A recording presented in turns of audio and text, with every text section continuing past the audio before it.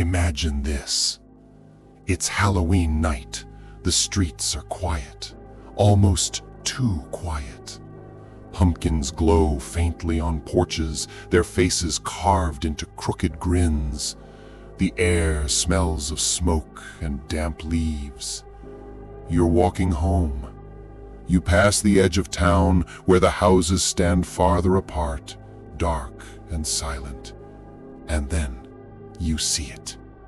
One old house. Everyone says it's been abandoned for decades. The windows shattered, the walls rotting. No one goes near it.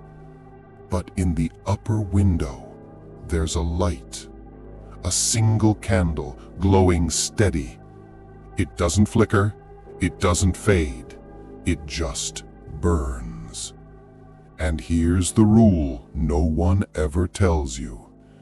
If you see a candle burning in a window where no one lives, don't look inside, because it's not a candle.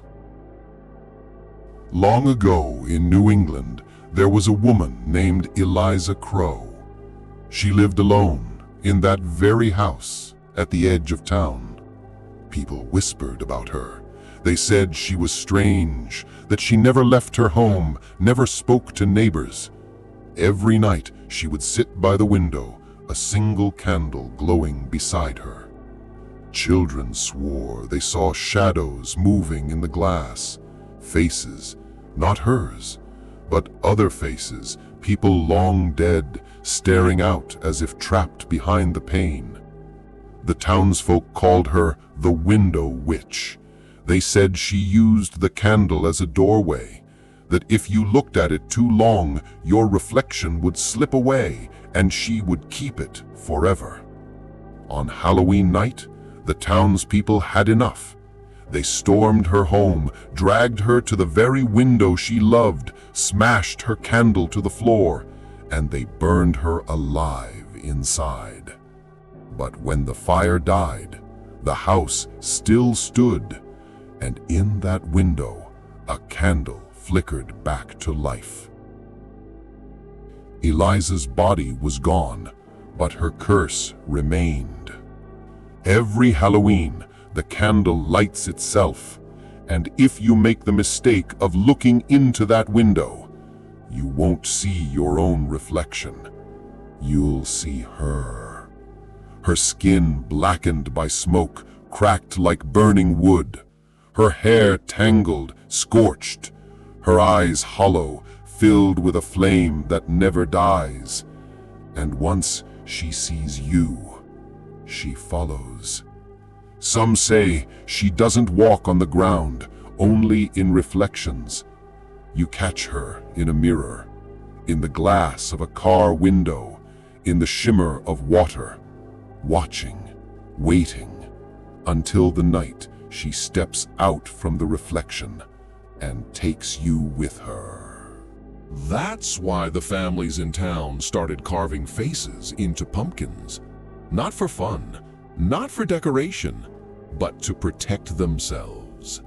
They said when Eliza wandered the streets, carrying her candle, she would see the glowing faces in the dark.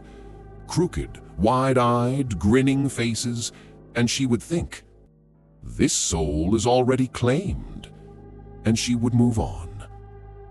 The jack-o'-lantern wasn't just a symbol of Halloween.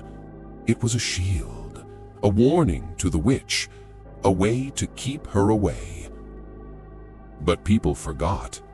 Generations passed. The story became just another bedtime tale, and the house was left to rot. Years later, a group of kids dared each other to go to the old Crow house on Halloween night. They stood outside, laughing nervously, daring one another to look up. Finally, one boy stepped forward. He tilted his head back, staring into the broken window. At first, there was nothing, just darkness. Then, the candle lit itself. A single flame, burning steady. The boy squinted, trying to see past the glare. And then He froze. A woman was staring back at him, her face pale and blackened, her lips curled into a smile too wide. Her eyes burned, not with light, but with fire. He stumbled back, breath catching in his throat. The others laughed nervously, saying he was making it up. But that night, when the boy went to sleep, he woke to the sound of breaking glass.